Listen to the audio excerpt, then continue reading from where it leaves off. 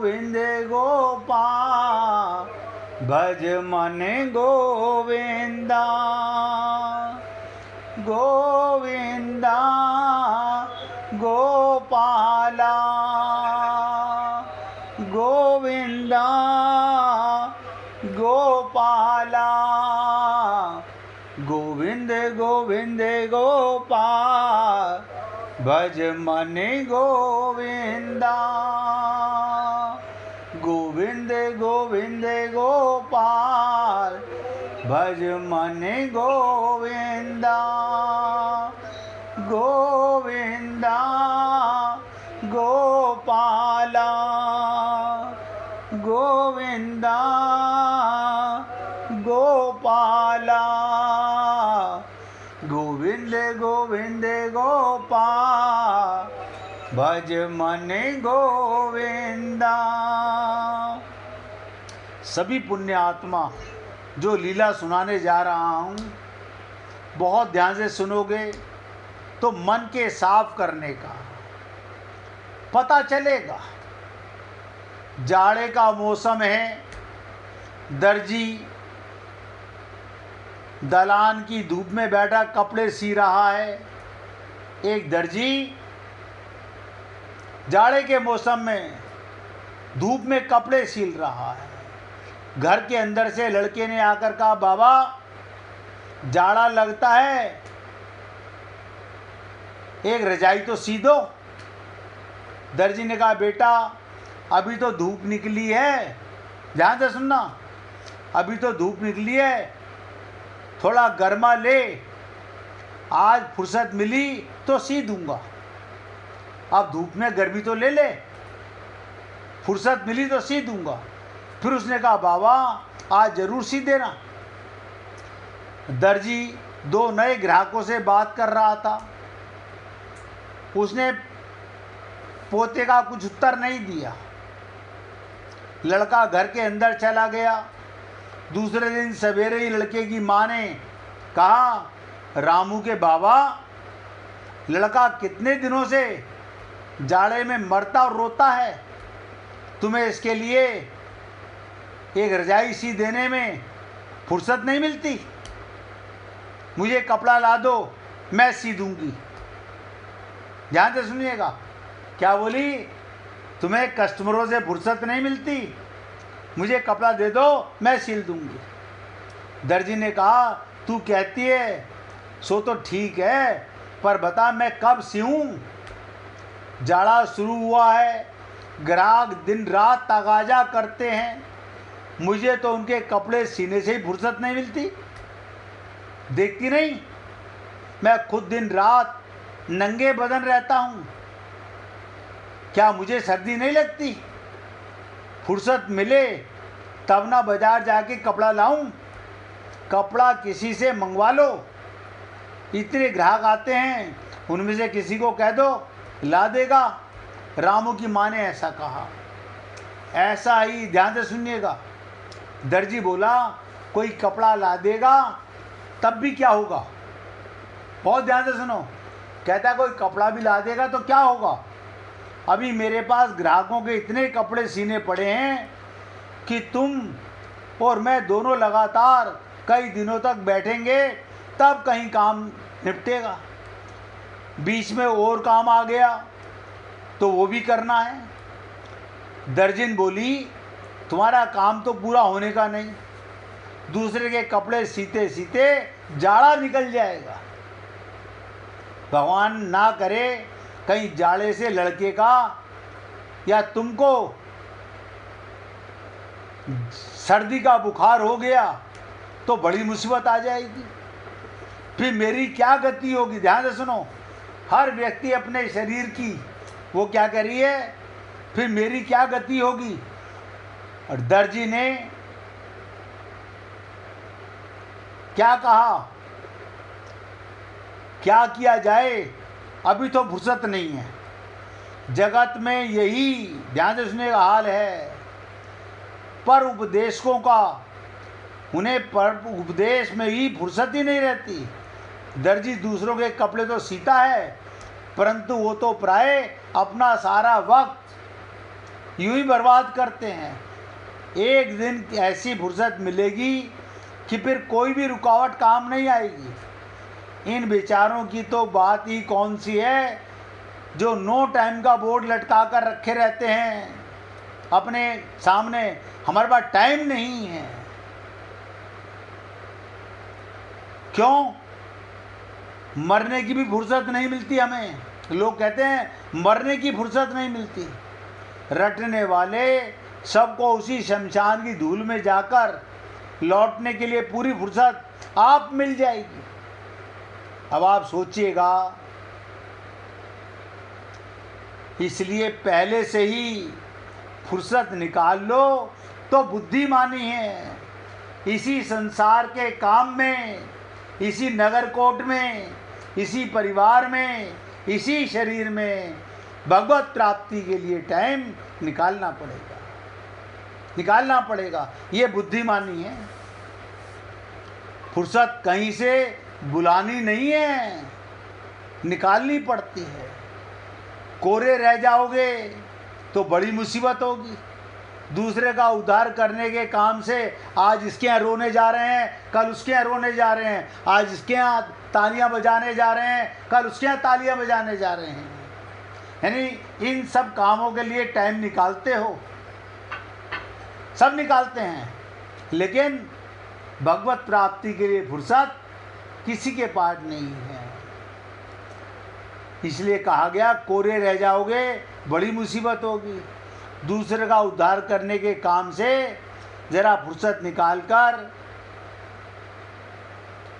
अपने लिए भी समय बचाकर अपना उद्धार और अपनी सेवा करो। क्यों? सीतारामाचार्य जी ने कहा था, इस देह में हरि मिलत हैं और ये देह मृत्यु की तरफ जा रहा है। देखते रहो, और ये पता नहीं है कौन सा पल आखिरी पल होगा। तो सबसे पहले, सबसे जरूरी क्या कार्य है? अभी टाइम नहीं है, अभी हमारे सर पर इतना बोझ है। आज ये आया, कल वो आया, परसों वो गया, अब हमें जाना है। यह बहुत अच्छी बात है। सारा जीवन यूं ही भटकते भटकते, लोग क्या कहते हैं, हमें खाने की फुर्सत नहीं मिलती, सांस लेने की फुर्सत मिलती है। हाँ, सांस तो लेते रहते हैं। वो किसकी कृपा से लेते हो? परमात्मा की कृपा से। मतलब उसको पाने के लिए फुर्सत नहीं है। कमाल की चीज देखो,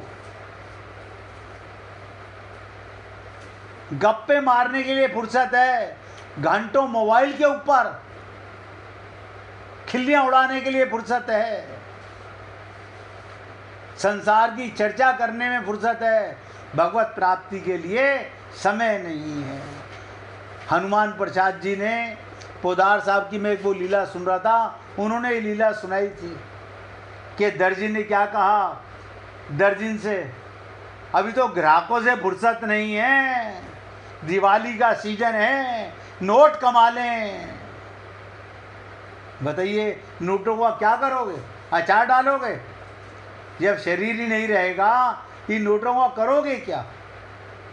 लेकिन ये जीव इतना हरामखोर है, वहीं चिपका रहता है, फुर्सत नहीं मिलती। अब आगे सुनिएगा, अजन्मा और अविनाशी। हम कौन है? अजन्मा। आत्मा का जन्म नहीं होता। और अविनाशी, ध्यान दीजिएगा, हम अविनाशी हैं तथा प्राणी मात्र का ईश्वर होते हुए भी, हर प्राणी का ईश्वर होते हुए भी भगवान मात्र जीवों के हित के लिए अपनी प्रकृति को अधीन करके स्वतंत्रता पूर्वक युग युग में मनुष्य आदि के रूप में अवतार लेते हैं। भगवान का अवतार किस लिए होता है? हमें मूर्खों को समझाने के लिए। संत महात्मा पृथ्वी पर आते हैं हमें समझाने के लिए। हम उन्हें भी देह मान लेते हैं, संत महात्माओं को। हमने भी अपने गुरुओं को शरीर माना। अब हमारे गुरुजी चले गए, कहाँ चले गए? जो तुम्हारे पास ज्ञान है वो गुरुजी का नहीं है। हाँ वो तो है, तो गुरुजी कहाँ चले गए? अगर तुमको आत्मज्ञान हो गया तो गुरुजी कहाँ चले गए? आत्मा कभी मरती नहीं। इसलिए आपसे निवेदन करता हूँ, अगर किसी भी संत के साथ, गुरु के साथ अपना संबंध मानो तो देह से नहीं, आत्मा का आत्मा से संबंध होता है। वो जागी हुई आत्मा है, सुलझी हुई आत्मा है, हम भटके हुए आत्मा है। बस हमारा मन भटका हुआ है, उनका मन संसार को छोड़ के भगवान की तरफ लग गया है। तो इसीलिए कहा गया अजन्मा हम, अविनाशी हम होते हुए भी, प्राणी मात्र का ईश्वर होते हुए भी, आत्मा का परमात्मा है। भगवान मात्र जीवों के हित के लिए अपनी प्रकृति के अधीन, अपनी प्रकृति, भगवान इस माया के अधीन नहीं है, योग माया के अधीन करके स्वतंत्रता पूर्वक युग युगों में मनुष्य आदि के रूप में अवतार लेते हैं।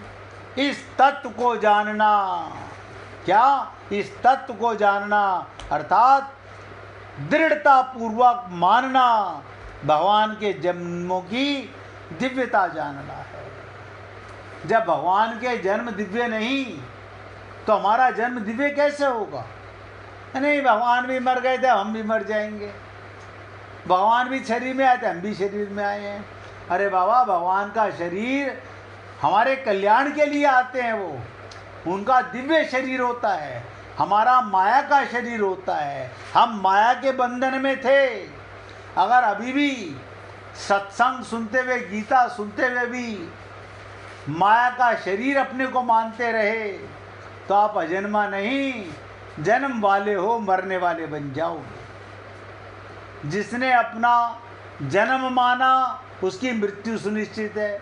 जो अजन्मा हो गया वो अविनाशी हो गया। इसलिए ये हमारा डिसीजन है, हमें क्या करना है, कैसे करना है, अपने को क्या मानना है। हमारे शरीर को कोई बुरा कहता है, हमें बुरा लगता है। क्यों? क्योंकि हम शरीर मानते हैं अपने को। बस, यानी हम अपने को मिट्टी मानते हैं। हाँ, ये तो गलती है हमारी। हम चेतन होते हुए, जिसे कल दुनिया जलाएगी, ध्यान दीजिएगा, मेरे शरीर को कल दुनिया जलाएगी, आज मैं इसे अपना मानता हूँ और इससे ममता मोह करता हूँ, इसमें आसक्त रहता हूँ, तो मैं क्या अजन्मा बन पाऊँगा? क्या मैं अविनाशी से मिल पाऊँगा? मुझे अपना पता नहीं चल सकता। शब्द रटने से कुछ नहीं होगा, पुस्तकें पढ़ने से कुछ नहीं होगा, जब तक चिंतन नहीं करेंगे, मनन नहीं करेंगे। और उम्मीद करता हूँ आप लोग सुनते हो, जानते हो, मानते हो। और आप भक्तों में से कोई भी भक्त जब प्रश्न करता है तो मैं तुरंत आपके प्रश्न को भगवान को सौंप देता हूँ और भगवान जो मुझे उत्तर देता है वो मैं आपको दे देता हूँ। मेरे पास अपना कोई ज्ञान नहीं है, उसकी कृपा ही मैं आपको देता हूँ। तो संपूर्ण क्रियाओं को करते हुए, ध्यान से सुनो, शरीर से संसार के सारे कार्य करते हुए भी भगवान अकर्ता ही हैं और हम अपने आप को कर्ता मानने लगते हैं। बताओ, आत्मा कुछ नहीं करती, शरीर करता है, हम अपने को कर्ता मान लेते हैं। मैंने मकान बनाया, मैंने दुकान बनाई, मैंने पैसा कमाया। तो संपूर्ण क्रियाओं को करते हुए भगवान अकर्ता हैं, अर्थात उनमें करने का अभिमान नहीं है, अभिमान नहीं है। हमारे में अभिमान आ जाता है और हम बड़े खुश होते रहते हैं, मूंछों पे ताव देते रहते हैं, देखो हम फलाने सेठ जी हमारी मोहल्ला समिति में क्या पूछे, किसकी पूछे? आपको ये पता ही नहीं कि मैं कौन हूँ।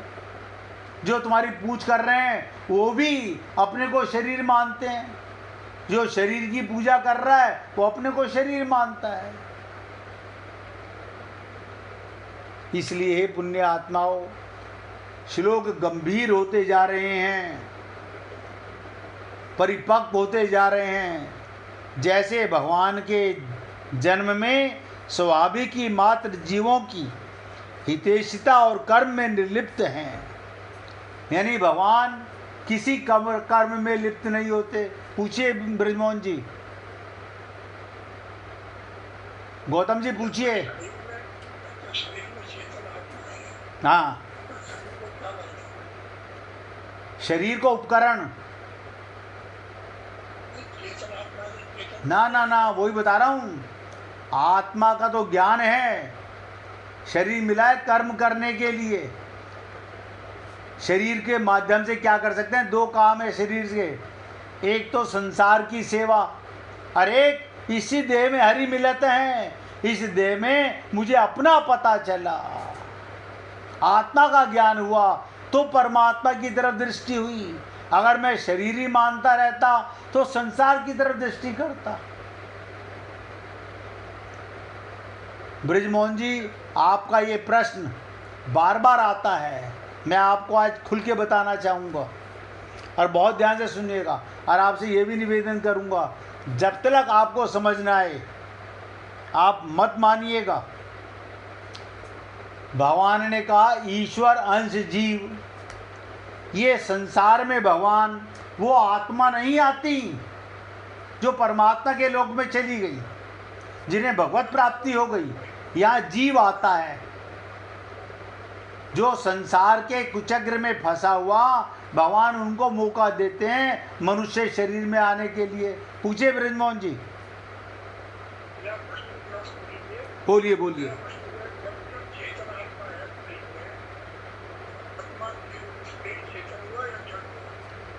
बहुत सुंदर आपने कहा। आप मुझे बताइए, पंखा चल रहा है इलेक्ट्रिसिटी से वर्क कर रहा है या बिना इलेक्ट्रिसिटी के काम कर रहा है?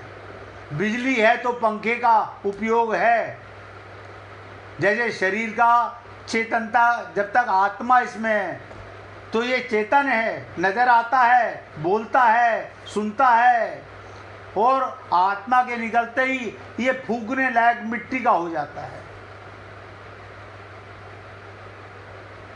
इलेक्ट्रिसिटी तो सबके घर में है, सब ने देखा। उसी बिजली से टीवी भी चल रहा है, उसी से एसी भी चल रहा है, उसी से फ्रिज भी चल रहा है।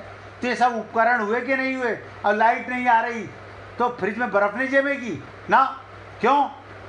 आज हमारे यहाँ लाइट नहीं है, फ्रिज काम नहीं करेगा।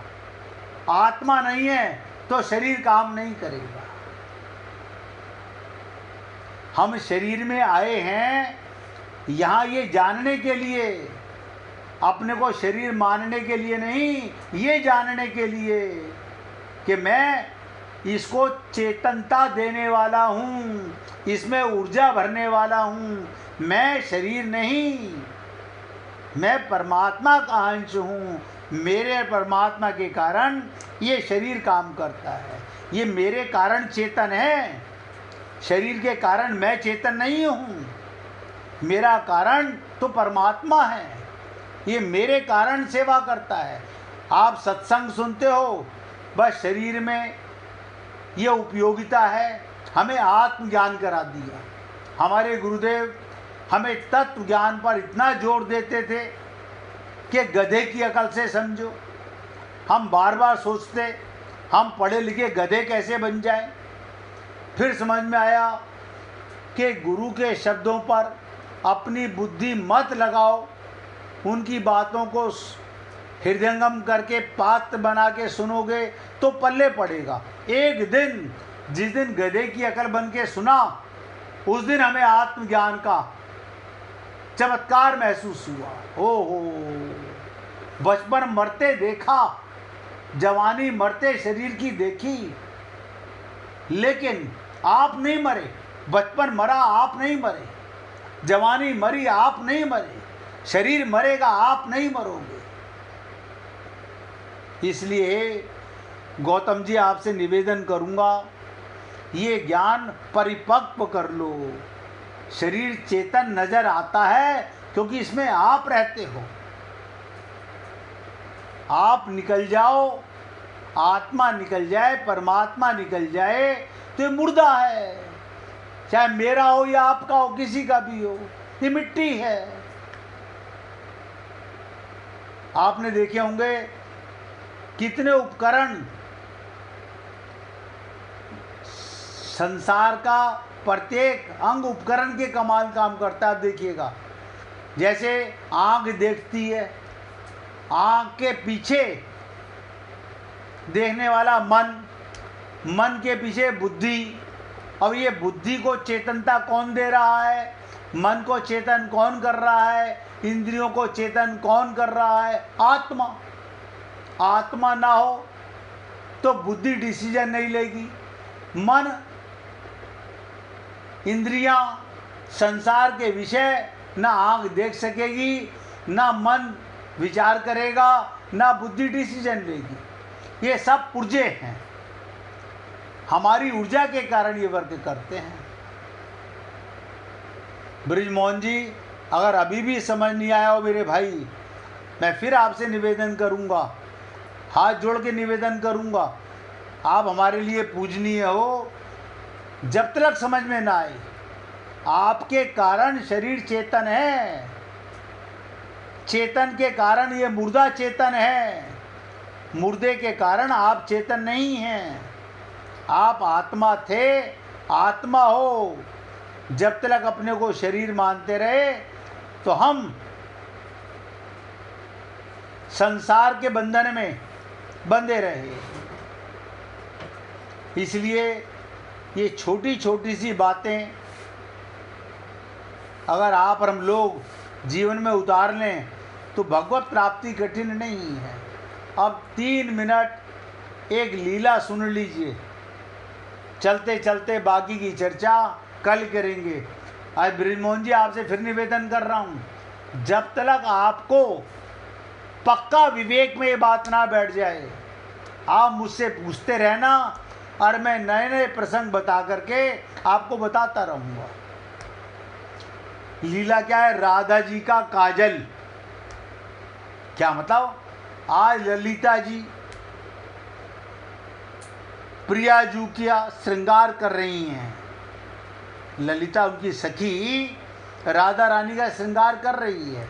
जब श्रृंगार पूर्ण हो गया तो प्रिया जी को दर्पण सेवा कराई गई। जैसे बहुत से भक्त लोग भगवान को तैयार करके उन्हें आईना दिखाते हैं। विशाखा जी ने, किशोरी जी ने जब अपने मुख चंद्र का दर्पण में निहारा तो ललिता जी की ओर देखने लगी। राधा ने जैसे ही आईने में देखा तो तुरंत ललिता जी की तरफ देखा। आज ललिता जी ने श्रृंगार में त्रुटि कर दी थी क्या? ललिता ने आज आप काजल लगाना भूल गई। क्या कहा? आज आप काजल लगाना भूल गई। ललिता जी बोली, लाडो, जब काजल श्याम सुंदर की याद में आंखन सो बह ही जानो है। ध्यान सुनिएगा, जब तुम रोती रहोगी और काजल बह जाना है तो लगाने का लाभ क्या हो? आप कह रही हो तो लगा दूंगी, नेक आंख तो बंद करो। प्रिया जी ने आंखें बंद की। ललिता जी ने इशारे से, ध्यान से सुनिएगा, ठाकुर जी को अंदर बुला लिया, कन्हैया को बुलाया। अब प्रिया जी के सामने ठाकुर जी को खड़ा कर दिया। किशोरी जी ने जब नेत्र खोले और प्राण वल्लभ नंद नंदन को सामने पाया तो हृदय प्रेम रस से भर गया। हृदय प्रेम रस से भर गया। रोम रोम से दिव्य प्रेम रस स्फुरित होने लगा। अगले ही पल किशोरी जी सहज ही रोष प्रकट करते हुए ललिता जी से बोली, आपने क्या किया? मैया की आज्ञा हुए आपको इनको महल के अंदर नहीं बुलाना चाहिए था। ललिता जी हाथ जोड़ के बोली, लाडो आप दोनों को हाल हमसे देखा नहीं जा रहा, आप दोनों की क्या दशा है। और श्याम सुंदर ने तो भोजन पानी सब त्याग दिया, आप ही बताओ मैं क्या करूं। वो कहते हैं मैं खाना नहीं खाऊंगा जब तक राधा को नहीं देखूंगा। आप रो रो के आंखें सुझा लेती हो। अब मैं आपकी मैया की मानूं या आप दोनों की मानूं। किशोरी जी अब कृत्रिम रोष प्रकट कर रही हैं। बोली तो ये सब मेरे काजल को संबंध है, काजल की डिबिया तो ले आ। ललिता जी हाथ जोड़ के बोली, लाडली जू इनसे बड़ा कोई कारो है ही नहीं, कन्हैया से बड़ा काजल कोई नहीं, काला कोई नहीं। इस संसार में श्याम सुंदर जी आज अपने नैनन में बसाए लो, काजल के संग संग एक और लाभ मिलेगा। क्या कहा राधा जी को ललिता जी ने, कन्हैया को आंखों में बसा लो, काजल के साथ साथ एक लाभ और मिलेगा आपको। अब काऊ की नज़र नहीं लगेगी तुम्हें, अब किसी की नज़र नहीं लगेगी। नंद नंदन ने प्रियाजू का दर्शन किया और वचन लिया कि वो उनको दर्शन देने के लिए अटारी पर रोज जरूर आएंगी। तो प्रियाजू ने ठाकुर जी को थोड़ा झिड़का कि आप इतने महल के चक्कर लगाओगे तो यही होगा। दोनों ने एक दूसरे के परस्पर दर्शन किए, जिसे दर्श स्पर्श का लाभ बोलते हैं। ये ब्रज की लीला है। बिना लाडली जी के दर्शन किए ठाकुर जी भी कलेवा नहीं होता। सत्य कहा है रसिक संतों ने, चापत चरण करत नित्य सेवा, बिन दर्शन नहीं होत कलेवा। आप सोचिएगा, भगवान भी राधा का दर्शन किए बिना अपना कलेवा नहीं करते। हे पुण्य आत्माओं, आज मैं अपने शब्दों को यहाँ विराम दे रहा हूँ और आप इतनी हिम्मत के साथ एकाग्रचित होकर सुनते हो, तो आपसे तो केवल निवेदन ही कर सकता हूँ, बस मन को कोशिश किया करो। जब सत्संग सुनो तो हमेशा अपने को आत्मा और परमात्मा का ध्यान किया करो। धीरे धीरे अज्ञानता का पर्दा हटने लगेगा। अब कल इसी श्लोक की बहुत ज़्यादा इम्पोर्टेंट चर्चा है, वो कल आपके सामने रखेंगे। आज यहाँ विराम देता हूँ, आप बुड्ढी जी से भजन सुनिएगा, सुनाइए। चलो बांके बिहारी की चलिए शरण, चलो बांके बिहारी की चलिए शरण।